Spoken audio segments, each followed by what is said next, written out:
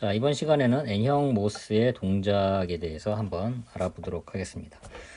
기본적으로 이 모스펫 소자는 N형과 P형으로 나뉜다고 말씀드렸죠. 네, 그래서 캐리어에 의해서 이제 채널이 만들어집니다. 그래서 N형 같은 경우는 캐리어가 어떤 거죠? 네, 전자에 의해서 채널이 만들어지고요. 그리고 P형 같은 경우는 네, 전공에 의해서 채널이 이제 만들어집니다. 그리고 이 모스 커패시터의 동작 순서에 따라서 처음에 게이트에다가 반대 극성의 전압으로 해서 어큐뮬레이션, 그 다음에는 디플리션, 공피층이 이제 만들어지고요. 게이트에다가 플러스 전압을 걸어줘서 네, N형 기준입니다. 네. 그 다음에는 인버전. 이 형태의 순서대로 이제 진행이 된다고 이렇게 말씀드렸는데요. 자, 여기 그림에서도 좀 보시면, 자, 처음에는 게이트에 이제 전압이 인가가 되지 않은 그런 상황입니다. 처음에 약하게 이제 마이너스 전압이 이제 걸렸다가 이제 인가가 되지 않는 건데, 그래서 밑에도 일단 그 소스하고 드레인 정극 여기가 일단은 N형이죠. 그래서 이제 N형 모스라고 얘기를 하는데 전극은 N형이 되고요. 그리고 기본적으로 기판 자체는 P형, P형 기판이 됩니다.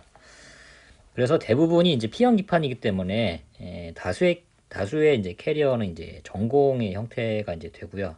자, 이 상황에서는 현재 채널이 만들어지지 않은 상황입니다. 첫 번째 그림에서는. 근데 이제 이게 이제 채널이 이제 만들어지면서 자, 게이트에다가 이제 전압이 인가가 되죠. 약하게 이제 플러스 전압을 이제 걸어주게 됩니다. 그럼 당연히 중간에 있는 이 옥사이드 막 노란색으로 표시돼 이 옥사이드 막에서 이제 분극이 일어나고요. 여기는 이제 평극이 일어나 있습니다만 같은 말이에요. 그래서 여기 이제 플러스 전압이 걸리기 때문에 이 옥사이드 막질도 마이너스하고 이제 플러스로 이렇게 분극이 되게 되죠. 그러면은 이 밑에는 어큐뮬레이션 단계를 넘어가지고 이제 디플리션이 되면서 공핍층이 형성이 되고 그걸 넘어서 이제 인버전 채널이 이제 형성이 되게 됩니다. 그래서 다수의 캐리어인 이제 전공을 다 밀어내고 소수 캐리어인 전자가 여기 이렇게 만들어지게 되죠. 그래서 이렇게 만들어진 전자 채널을 통해서 이제 전기가 흐르게 됩니다. 그래서 게이트 전압을 더 강하게 걸어주면 걸어줄수록 요 밑에 전자 채널의 두께가 더 두꺼워지면서 더 많은 전자가 흘러가게 되고 전류도 이제 더 커지게 되는 이런 방식으로 이제 동작을 하게 됩니다. 그래서 기본적으로 이제 이 P기판에도 이제 마이너스 전압을 걸어주고요. 그리고 게이트 전압에는 플러스. 그래서 소스하고 P기판에는 마이너스, 게이트하고 드레인에는 플러스 전압을 걸어줘서 여기는 전자가 플러스 극성인 드레인 쪽으로 이동을 하는 이런 상황으로 되면서 모스펫이 동작을 한다고 이제 보시면 되겠습니다. 근데 이제 간략하게 개념상으로는 이제 이렇게 설명을 드릴 수가 있는데 요걸 이제 또 단계별로 조금 자세하게 보게 되면 이것보다 조금 다른 상황이 이제 나타나게 됩니다. 그거를 또 그림을 좀 보면서 좀 설명을 드리도록 할게요. 본문에는 설명이 되어 있습니다만 이제 도식으로 좀 설명을 드리면 처음에는 여기 밑에 이 그림을 보시면 이쪽이 이제 소스 전국이 되고요. 그죠? 그리고 여기 이제 드레인이 됩니다. 그래서 처음에는 게이트에 전압이 이제 약하게 이제 걸린 상황이에요. 엠모스 기준으로 하게 되면 여기에 이제 아직 플러스 전압이 인가가 되지 않은 상태. 그 상태가 되면은 아직은 이제 채널이 차단이 돼서 건너갈 수가 없는 그 상황이 되죠. 이게 차단이 되어 있다고. 그래서 이 상태를 보통 이제 컷오프 상태라고 이제 표현을 하게 됩니다. 그래서 여기 보면 이제 스레시홀드 전압이라는 얘기가 나오는데 스레시홀드 전압 한마디로 이 채널이 만들어지려면 임계 기준 이상의 게이트에 임계 기준 이상의 플러스 전압을 걸어줘야 돼요. 그래서 딱 어느 시점 이상이 되면은 이 채널이 만들어지면서 전류가 통하는 그 상태의 게이트에 걸어주는 전압 이걸 갖다가 보통 스레시홀드 전압. 그래서 보통 문턱 전압이라는 말을 많이 써요. 스레시홀드가 문턱이라는 이제 문지방 이런 뜻을 갖고 있거든요. 그래서 문턱 전압이라는 말로도 이제 많이들 쓰죠. 그래서 아직은 전류가 흐르지 않는 컷오프 상태. 근데 여기에서 이제 게이트의 전압을 계속 더 증가를 시켜줘서 이제 스레시홀드를 넘어가는 플러스 전압을 인가를 해주면 소스는 당연히 마이너스고요. 마이너스에서 이제 드레인의 플러스로 채널이 형성이 되면서 소수의 캐리어인 전자가 딸려오게 되면서 채널이 연결이 됩니다. 그래서 이걸 갖다가 흔히 말하는 인버전, 반전층 이렇게 표현을 하기도 하고요. 똑같은 현상에 대해서 여러 가지 이제 표현을 이제 쓰긴 하는데, 자 여기에 이제 핀치 온이라고 이제 얘기를 해요. 핀치라는 게 이제 그 새의 새의 불이 요걸 갖다가 이제 보통 핀치라고 얘기를 하는데, 여기 전자 채널의 형태가 이렇게 새의 부리 모양을 닮았다고 그래가지고 이제 보통 핀치라는 표현을 쓰는데, 그래서 처음에는 이제 채널이 딱 닿아서 이제 활성화된 상태, 그래서 핀치가 온됐다. 그래서 이때부터 전류가 이제 흐르기 시작을 하죠. 근데 이론적으로는 여기에서 채널이 이제 계속 형성이 되는 게 맞는데, 자 여기가 일단 플러스 전압이지만은 여기가 그 드레인이 N타입이잖아요. 그리고 기판 자체는 P타입. 그렇기 때문에 요 PN 접합면에 따라 가지고 여기 그 기판과 전극 사이에 여기에 이제 공핍층이 형성이 됩니다. 공핍층. 한마디로 이 공핍층이 계속 커지면서 왜냐하면 이 플러스 전압이 이제 커지다 보니까 이게 이제 역전압이 이제 걸리게 되거든요. 그래서 공핍층이 계속 커지면서 이 채널을 밀어내게 됩니다. 그래서 채널이 이제 밀려나요. 그래서 이 상태에서는 이제 핀치 오프니까 사실은 이 부리가 끊어져 있잖아요. 그러면은 컷오프와 마찬가지로 전류가 안 통해야 되는데, 이때는 게이트에 이제 계속 전압이 이제 인가가 되면서 이 드레인에도 강한 플러스 전압, 보시면 드레인에도 이제 강한 플러스 전압이 이제 형성이 되거든요. 그렇다 보니까 이 전자가 여기서 이제 채널이 끊어져 있어도 이 드레인에 강한 전압에 이끌려서 이 채널을 핀치 오프가 됐어도 그냥 통과를 하게 됩니다. 그래서 이 상태가 되면서 이제 계속 드레인의 전압에 이끌려서 전자가 끌려오게 되는데, 이것도 이제 한계점이 있어요. 그래서 어느 한계점 이상에서는 전자가 이제 끌려오는 수가 더 이상 이제 증가하지도 않고, 한마디로 많이 끌려오면은 전류가 이제 커지는 거잖아요. 근데 일정 숫자 이상으로 세츄레이션, 한마디로 더 이상 전류가 증가하지 않는 상태, 이제 이 상태로 계속 이제 머물게 됩니다. 그래서 이때는 게이트 전압의 크기에 따라서만 전류의 크기가 결정이 되는 그런 이제 세츄레이션 상태가 돼요. 그래서 요거를 이제 보여주는 게 흔히 이제 IV 커브라고 얘기를 하는 건데요. 여기 위에 보시면은 이제 전류가 있고요. 이 밑으로 보면 이제 전압. 그래서 요걸 보통 IV 커브라고 얘기를 하는데, 요거를 좀 잘 이해를 하셔야 되는데, 자 여기 보면은 그래프가 이제 4개가 있어요.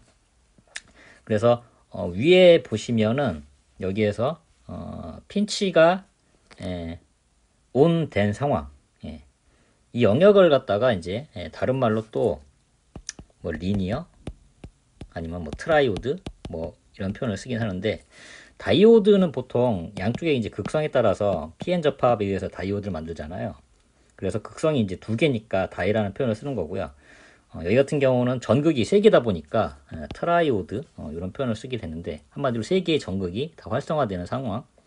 근데 여기는 이제 또 왜 리니어 영역이라고 이제 또 부르냐면, 자 처음에 일단 요 첫 그래프만 이렇게 딱 보시면은 요거는 이제 게이트 전압이 0의 이제 수준이다. 사실 이제 위에 쪽이 되면 이제 플러스 전압이고, 이제 밑에가 되면 이제 마이너스이긴 하는데, 그런 의미로 이제 보시면 되는데, 한마디로 여기가 그 게이트 전압이 이제 제일 큰 거예요. 그러면서 게이트 전압이 이제 다 약한, 여기 보시면은 한 4개의 케이스 이제 이렇게 봅니다. 그래서 이제 1번 케이스, 2번 케이스, 3번, 4번 이렇게 되면서 게이트에 있는 전압의 크기가 이제 계속 작아지는 거예요. 그래서 게이트의 전압이 커지면 커질수록 그리고 드레인과 소스 사이에 있는 전압, 한마디로 이제 드레인의 이제 전압의 이제 크기를 말하는 거죠. 그래서 처음에는 드레인 전압이 좀 작다가 전자가 건너오면서 이제 드레인 전압이 이제 계속 커지게 되죠. 그래서 이제 일정 수준으로 딱 증가를 하다가 어느 시점이 되면 드레인의 전압이 아무리 세다고 하더라도 이제 더 이상 증가를 하지가 않아요. 네. 요 시점이 이제 소위 말하는, 위에서 말하는 이제 핀치 오프. 요 시점이 이제 됩니다. 그래서 요쪽 앞쪽에서부터 출발을 하는데, 한마디로 핀치 오프를 이제 전후로 해서 이제 더 이상 드레인의 전압이 아무리 세다고 하더라도 전류가 이제 더 이상 커지지가 않아요. 그런데 이게 게이트 전압이 크면은 넘어오는 전자의 수가 이제 커지고요. 게이트 전압이 작아지면 건너오는 전자의 수가 작으니까 전류가 작아지게 되죠. 그리고 밑에 단계에서 게이트 전압이 더 약해지면 전류가 더 약해지고, 그래서 여기 왼쪽에 있는 리니어 리전, 여기가 핀치가 온이 되면서 이 올라가는 곡선이 거의 선형에 가까운 그런 증가폭을 보이기 때문에 여기를 리니어 영역 또는 트라이오드 영역 이렇게 부르게 됩니다. 한마디로 이쪽에서는 넘어가는 그 전자의 수가 급격하게 증가를 하는 그런 형태를 이제 보여주게 되죠. 그러다가 게이트 전압이 일정 수준 이하로 떨어지면, 여기 보시면 빨간색으로 이제 채널 오프라고 되어 있잖아요. 요 수점이 됩니다. 여기가 소위 이제 스레시홀드 전압 이하로 게이트 전압이 떨어지는 그런 경우가 돼요. 그래서 이때는 전류가 아예 이제 통하지를 않고, 그래서 게이트 전압이 커지면 커질수록 건너오는 전자의 수가 늘어나면서 전류가 더 많이 흐르게 된다. 그래서 게이트 전압과 전류의 이런 상관성 보이는 여기 영역을 갖다가 리니어 리전이라고 이제 보통 표시를 합니다. 자, 왼쪽으로 이제 보시면은 여기는 이제 게이트 전압이, 여기는 이제 게이트 전압이에요. 여기는 이제 드레인 전압 표시를 한 거고요. 그래서 게이트 전압이 여기로 가면 갈수록 이제 작아지는 거예요. 사실은 여기는 이제 0의 시점으로 보고 여기부터 이제 게이트 전압이 크고 게이트 전압이 작다 이렇게 이해를 하시면 되겠습니다. 그래서 처음에는 게이트 전압이 크니까 전류가 이제 크죠. 건너오는 전자의 수가 많으니까. 근데 게이트 전압이 작아지면 작아질수록, 이쪽으로 하면 작아진다고 그랬죠. 작아지면 작아질수록 건너오는 전자의 수가 작아지기 때문에 전류도 따라서 줄어들게 되죠. 그래서 여기까지는 전기가 흐르는 리니어 영역, 요 왼쪽의 영역 여기를 이렇게 표시했다고 보시면 됩니다. 그래서 작아지다가 어느 정도 이하가 되면, 사실 요 시점이 되면은 여기도 이제 게이트 전압이 이제 스레시홀드 이하로 떨어지는 그 영역이라고 이제 보시면 되겠습니다. 그래서 그 이하로는 이제 채널이 끊어지면서 더 이상 전류가 흐르지 않는 상태. 그래서 스레시홀드 이상의 문턱 전압인 구간에서만 채널이 형성이 되고 전기가 흐른다. 이렇게 보시면 되겠습니다. 그래서 요 각각의 게이트 전압의 크기에 따라서 건너오는 전자의 채널의 이제 전자의 수가 결정이 되고, 거기에 따라서 흐르는 전류의 크기도 결정이 된다. 이렇게 보시면 되겠습니다. 그리고 아무리 드레인 전압이 커진다고 하더라도 일정 수준 이상이 되면 이 상황에서는 핀치 오프가 되면서 공핍층의 크기가 커지기 때문에 건너오는 전자의 수도 더 이상 증가를 하지 않는다. 건너오긴 하는데 이 공핍층을 뚫고 들어와야 되기 때문에 더 이상 많은 전자가 오지 못함으로써 전류의 크기가 더 이상 늘어나지 않는, 거기가 세츄레이션 영역이다. 그렇게 보시면 되겠습니다.